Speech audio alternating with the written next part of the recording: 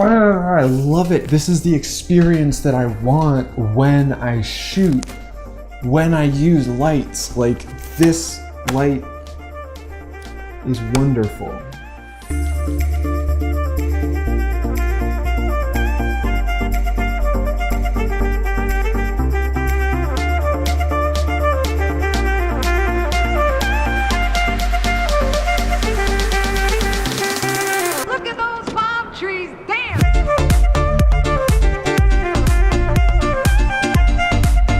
Hey guys, hope y'all are having a great day today.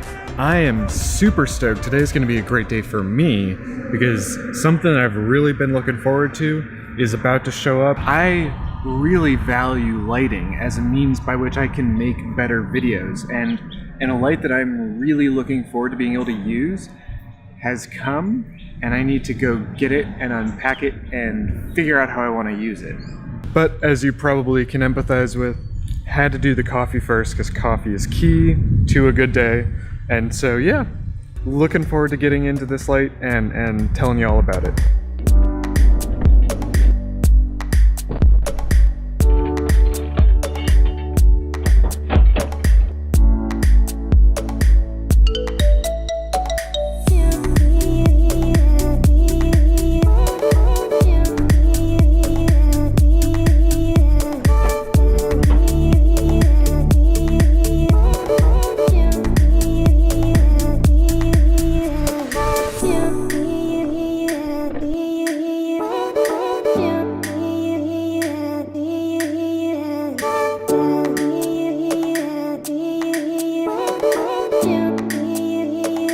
Oh, okay, we gotta go. We'll be back to this in a minute.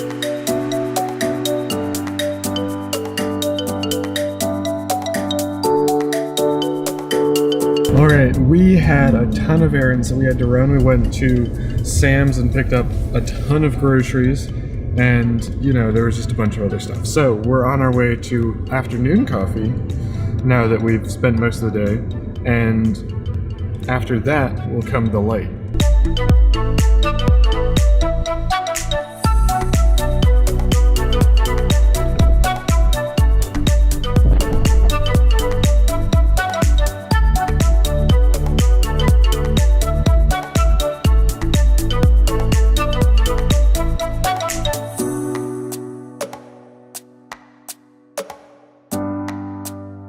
So one of the errands that I had to run today was not really running, but it definitely needed to happen, and that was updating the firmware in my only full-frame Sony lens, and that is the Tamron 2875 f2.8 Di3RXD. Now, I have really liked using this lens, but there have been some serious autofocus issues.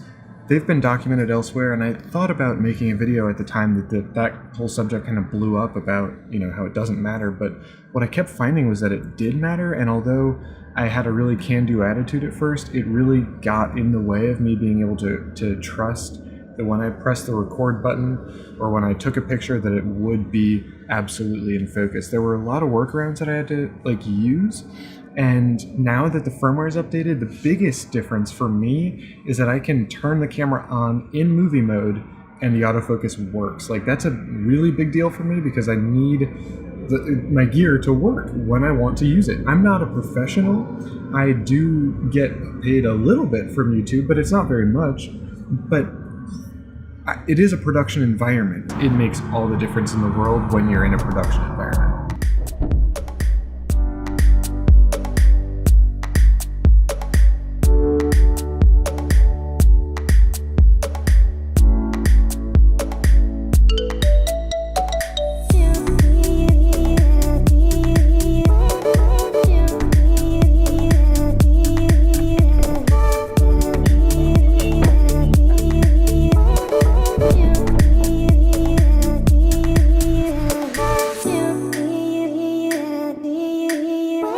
Alrighty, finally some time to show you this and talk about it.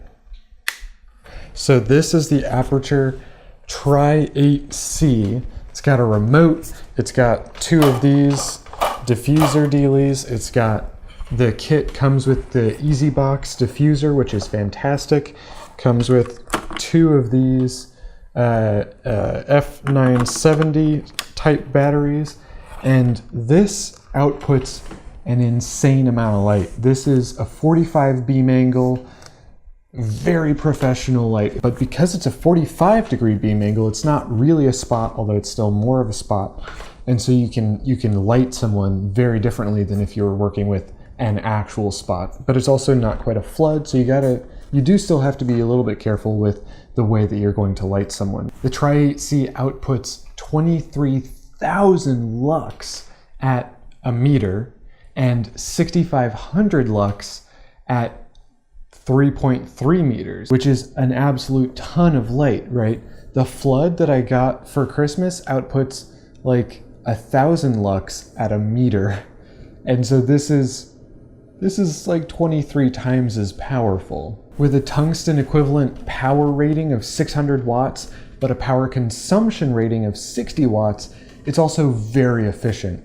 It is, however, the first LED light that I've used that will actually get hot, and that's because it's pumping so much power through itself. I was talking about the weight. It weighs almost 11 pounds and very nearly 3 kilograms. So this is not for the faint-hearted. Going from 2300 to 6800 Kelvin, it is bicolor, and you're going to get a huge range of the color temperatures, so you can light your scenes very much in the style that you want your scene to be, right? This light just by itself is going to provide the flexibility so you can be more creative. And with a CRI rating of 95 plus, that means that you're going to be able to trust that your white balance will not need to be adjusted in post, and so your workflow can be that much more efficient. So perhaps unsurprisingly, there are 888 LEDs in the Tri-8c. Now, if I take this little diffuser off, this carrying case, by the way, is like the coolest thing in the world. You can see that there is a design almost in the shape of the Aputure logo,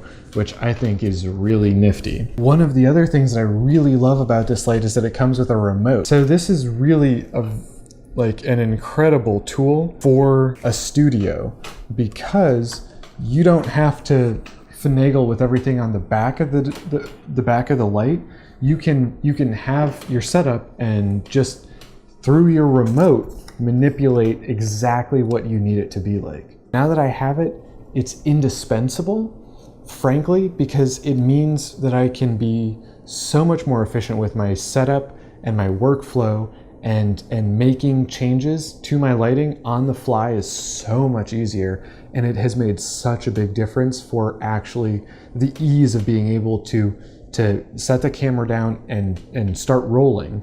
I have been using this light for a hot minute and I love it. It is so versatile. This is a light that I can trust and that I know will execute on what I need it to, and it's perfect. I just really love it. And frankly, one of the other things that I really love is that when you want to disengage a battery, there's a little locking lever, and then that's how you disengage it.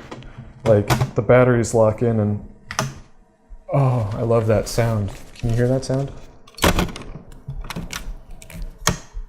Oh, it's so quality. Everything about this light is just such high quality. The dials are quality, and the buttons are quality, and I love it. This is the experience that I want when I shoot, when I use lights. Like, this light is wonderful. Now, I still have envy for, the 120Ds of the world, but, I'm always gonna be that guy. So, Gear Horus, represent Kai Man Wong. Thank you very much for your time and for your attention in this video. I really appreciate it. I hope that you've approved of my choice in lighting, and I'm looking forward to seeing you in the next one.